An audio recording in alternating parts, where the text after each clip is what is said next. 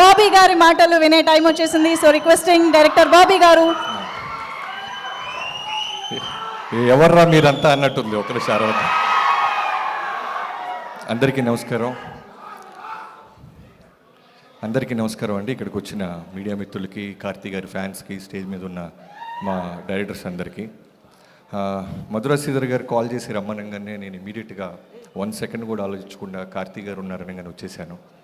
అంటే అంత huge love ఆయన తెలుగు ఆడియన్స్ నుంచి గెయిన్ చేశారు.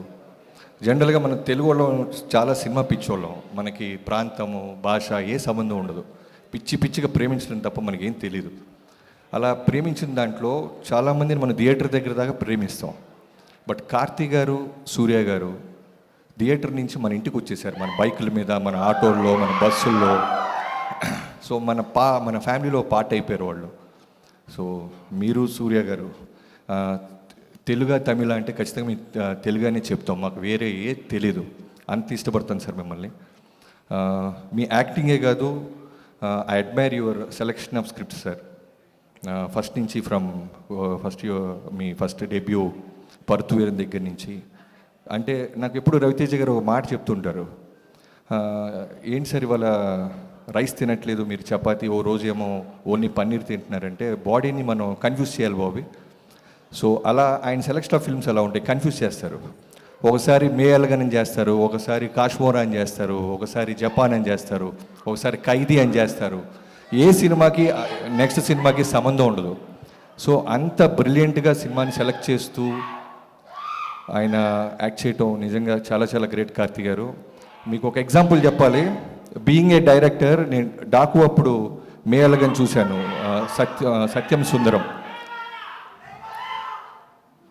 ఉంది, వస్తున్నారు, అఖండ 2తో వస్తున్నారు, అరుద్దాం. సో ఆ మే అలగన్ చూసిన తర్వాత మళ్ళీ కొన్ని రోజుల తర్వాత ఓటీటీలో I have a 7 years daughter sir. సినిమాలు ఇంట్లో చూస్తుంటే తెలియకుండానే ఏడ్ చేస్తున్నాను. నా కూతురు నా వైపే చూస్తుంది, మ్యాక్సిమం నేను దాచుకొని ఇలా పెట్టుకుంటూ ఏడుస్తున్నాను. డడ్డా ఇది సినిమా, నువ్వు డైరెక్టర్వి అయినా ఏడుస్తున్నావు ఏంటంది. అవేమీ తెలియకుండా డైరెక్టర్ నేను మర్చిపోయాను, సినిమాని మర్చిపోయాను. That's how you acted with Arvind Swamy గారు.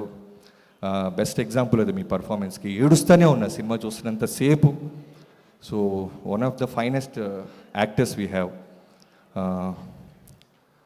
ఇంకా ఈ సినిమా గురించి చెప్పాలి అంటే ఖచ్చితంగా నలన్ స్వామి గారి గురించి మిగతా నా కొలీగ్స్ అందరు చెప్పారు. సూదుకోవం లాంటి గొప్ప ఫిల్మ్ తీసిన కల్ట్ డైరెక్టర్ అయినా ఖచ్చితంగా ఈ సినిమా దానికంటే మంచి పేరు తెచ్చుకుంటుందని నమ్ముతున్నాను. అండ్ కృతి శెట్టి గురించి చెప్పాలి. మాకు ఆల్మోస్ట్ ఫ్యామిలీ లాగా, మా నైబర్, ఒకే చోట ఉండేవాళ్ళం మేము. వాళ్ళ పేరెంట్స్ ఎప్పుడు రెగ్యులర్ కలుస్తూ ఉంటారు. సో చాలా మంచి అమ్మాయి, అంటే మన తెలుగు అమ్మాయి. ఉప్పిన తర్వాత చాలా చూజీగా, జాగ్రత్తగా చేసుకుంటూ వెళ్తుంది. కార్తీక్ గారితో మేనిఫెస్ట్ చేసింది, నేచర్ వినింది. అలాంటి కార్తీక్ గారితో ఇలాంటి సినిమా రావటం I'm so happy Kriti. I wish you all the best. And Gnanavel Raju గారి గురించి చెప్పాలి. మనం పరుత్వీర్ అని మాట్లాడుతున్నాం కదా, ఆ సినిమా కార్తీక్ గారిని లాంచ్ చేసి డెబ్యూ చేసిన జ్ఞానవేల్ రాజా గారికి I wish you all the best sir. మిగతా టీం అందరికీ I wish you all the success. See you in theaters. Thanks a lot. And Shashi గారి గురించి చెప్పాలి. ఈ సినిమా బ్లాక్ బస్ట్ అవుద్ది అనడానికి నాకు స్ట్రాంగ్, ఇందాక ఆయన మైక్ పెట్టుకోగానే నాకు వాల్తేరు వేరే డేస్ గుర్తొచ్చినాయి. ఎడిట్లో చాలా, అంటే ఒక సినిమా రిలీజ్ అవుతున్నప్పుడు చాలా టెన్షన్ ఉంటుంది, నర్వస్గా ఉంటుంది. ఏ డైరెక్టర్కైనా మనం ఎంత బాగా పనిచేసినా. ఫస్ట్ ఆడియన్గా నైజాం తీసుకున్నారు డిస్ట్రిబ్యూషన్. శశి గారు మా సినిమాతోనే స్టార్ట్ చేశారు. చూసి ఒక అరగంట సినిమా ఆయన వెనక నుంచి చూస్తున్నారు యావిడ్లో. చూసేసి బయటికి కన్నీళ్లతో వెళ్ళిపోయారు. రవితేజ గారు డెత్ సీన్ తర్వాత బయటకు ఒకటే మాట అన్నారు, సార్ మేము ఎంత పెట్టి కొన్నామో సెకండ్ డే, థర్డ్ డే రాకపోతే నేను డిస్ట్రిబ్యూషన్ మానేస్తానని. అలానే వాల్తేరు వేరికి ఆయన థర్డ్ డేనే ఆయన కొన్న డిస్ట్రిబ్యూషన్ డబ్బులు వచ్చేసినాయి. నైజాంకి అంత బాగా ఉంటుంది ఆయన conviction, confidence, selection of films. I wish you all the best Sashi garu. Thanks a lot. Super garu. Thank you so much.